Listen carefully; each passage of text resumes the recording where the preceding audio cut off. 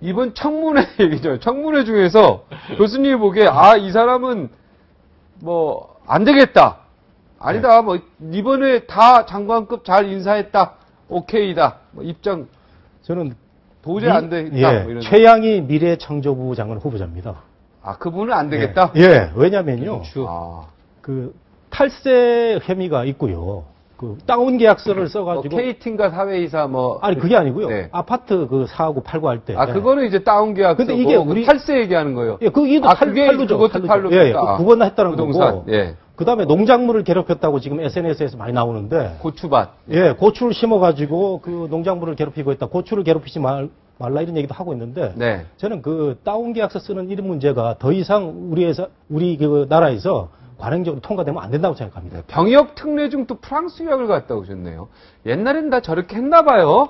이게 상상이 안 되네요. 군대 참 최전방에서 갔다 온 사람들이 저거 들으면 진짜 진짜 막 한숨이 푹푹 나네요. 저 최양희 장관 후보자도 열이 맞죠? 군대 최전방에서 진짜 김명수 교육부 장관 후보는 정말 심각하다고 봅니다. 그러니까 누구요? 김명수 교육부 장관 후보의 경우에 있어서는 청문회에 쓸 가치가 없는 그런 후보자가 아닌가 이렇게까지 생각이 돼요. 교육부 장관이요. 그렇죠.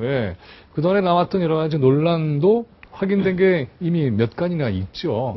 그런 건수를 가지고 교육의 어떤 총지휘의 자리에 앉는다? 이거는 국민적으로 받아들이기가 어려울 것이고요. 대통령이 거두어드리는 것이 옳다고 봅니다. 사설인가 논설 컬럼 쓰는 거예요. 사설은 아니고 컬럼 쓰는 거를 제자가 대필해 준 적 있으십니까? 김민웅 교수님? 컬럼 제가 지금 그랬다는 거 아니에요? 김명수 장관 후보자에 대한 얘기를. 간접적으로 제가 있을 수가 없는 것이고. 있을 수가 없는. 그런데 문제는 뭐냐면 그 대필 칼럼으로 해서 뭔가 국가에서 훈장인가 뭔가도 받았다는 거 훈장 받을. 자, 그러니까 이런 식의 사람이 공직계에 있어서도 안 될 뿐만 아니라 그 공직 가운데 더더욱이 교육부 장관이라고 하는 것은 있을 수가 없다. 이건 좀 못을 확실히 박아야 된다. 전원책 변호사님. 저는 늘 얘기하지 않습니까? 우리 그 청문회가 도입된 것이 2000년인데 지금 청문회를 하는 나라가 미국과 우리나라거든요. 그런데 우리 청문회가 너무 이게 신상틀기로 가는데 그래도 돈에 있어서 깨끗한가? 그리고 국가에 대한 의무는 다 했는가? 이 병력 의무, 납세 의무. 이 세 가지는 꼭 챙겨야 된다. 도덕성 검증으로. 그리고 병력 의무, 세금 의무, 납세 의무 또 하나 뭐라 그랬죠? 돈에 있어서 깨끗한가? 돈에 있어서 깨끗한가? 뇌물이나 이런 거 맞은 거인가? 뇌물뿐 아니라 이 돈에 있어서 사람이 깨끗해야 됩니다. 왜 그러면 그래야만 공사를 구분을 해요. 이 돈에 있어서 깨끗하지 못한 자들은 공직에 나가서 공사를 구분을 못 합니다. 법인카드 들고 막 개인 술 먹고 한단 말이에요. 돈에 있어서. 그런데 그리고 나머지는 나는 용서될 수 있다. 정책과 이념 전문성 이런 걸 하나 검증해야 된다고 보거든요. 근데 이번에 문제된 김명수 후보 그리고 최양희 후보 우선 두 분은 결격 사유가 많잖아요. 이 병력 특례 기간 안에 유학을 갔다. 이 국가에 대한 의무를 우선 다하지 못한 분인데 참 화가 나요. 그리고 내가 지난번에도 한번 언급을 했는데 대통령께서 오늘 이 자리에 교수가 두 분 있지만은 왜 이렇게 교수들을 자꾸 선호하는지 모르겠어요. 교수보다는 테크노크라트가 훨씬 낫습니다.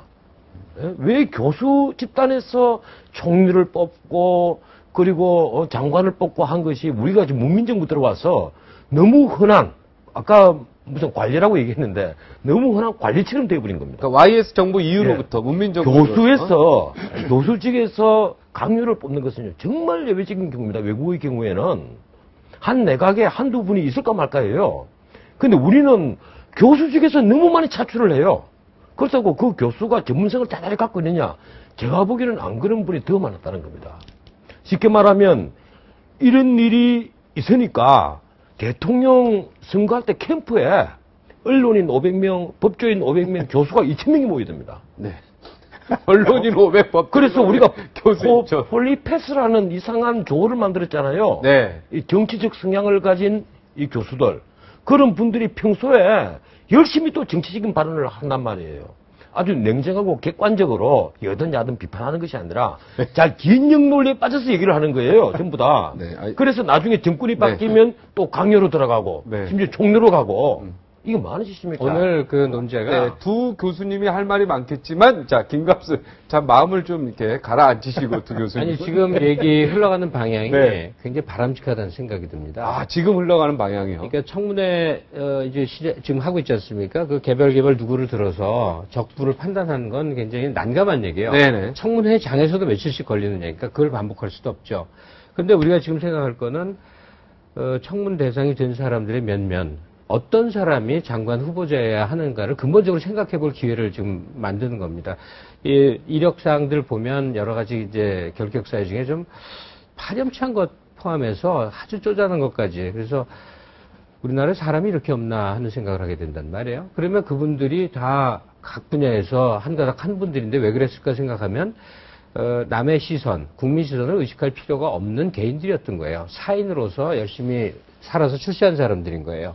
강지원 변호사가 자꾸 요즘 주장하는 게 있죠. 국무총리 자리, 내각 책임제와 대통령제의 장점을 결합시킨 자리니까 정치인 총리가 필요하다 이런 얘기를 항상 강조합니다. 근데 그것을 내각까지 연장해서 생각해 볼 필요도 있어요. 무슨 얘기냐면 국가 리더가 되는 사람들이 대개 국회의원 출신들, 지자체장들, 그다음에 고위 관료, 장차관 역임한 분들 대개 이런 선상에서 나옵니다. 이분들 대다수가 뭐냐면 시선을 받습니다. 자기 관리를 해야 되고 성과를 내야만 되고 그것이 판정을 받습니다. 그러니까 한때 장관들을 전문가 장관설이 많았었어요. 교육장관은 교육 전문가, 무슨 뭐 그런 분야별. 근데 그건 아니거든요. 그건 위원회 사람 앉혀다 쓰면 되는 것이고 필요한 대로 갖다 쓰는 것이지 장관은 통솔 능력이니까 말이에요. 이게 지금 뭐 안대희 씨 같은 경우 낙마됐지만 사람들이 그러잖아요. 참 훌륭한 사람이라고. 저도 장점을 무척 많이 듣거든요. 근데 이모저모로 와서 훌륭한 사람이죠.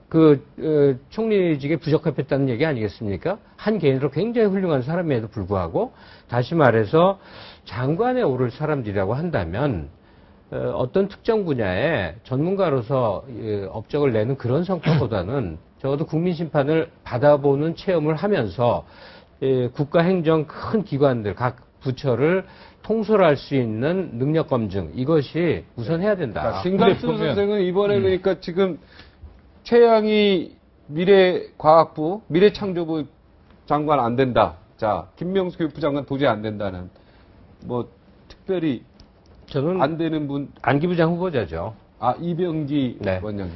이분은 개인적으로 대단히 능력이 있는 것 같습니다. 살아온 황장이 없이 데리고 있죠. 살아온 이력, 아니 뭐 그 한참 전에 이제 아주 오래된 노태우 대통령 시절부터의 쭉 이력이 있으니까 한 개인으로 역량이 뛰어난 사람이에요. 그러니까 한 명을 꼽는다면 이병기 후보자입니다. 외교관으로서 김명수 장관 후보자나 최양희 장관 후보자보다 그죠? 대단히 미안한 얘기지만 김명수 장관은 통과가 돼도 무력하게 있지 않을까 하는 의구심이 많이 들고요.